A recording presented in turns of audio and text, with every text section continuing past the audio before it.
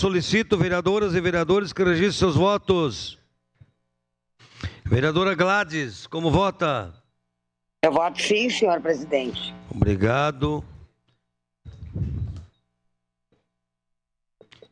Vereador Cadori. Voto sim, senhor presidente. Voto sim, senhor presidente. Obrigado, vereador Cadori vota sim. Rose Frigieri vota sim. Vereador Fiuza vota sim. Alberto Meneguzzi. Da bala vota sim.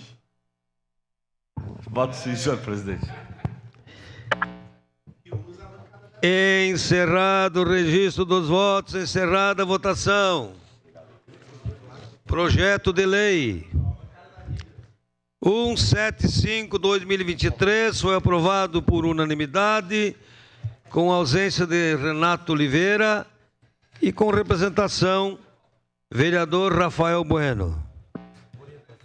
Encerrada a ordem.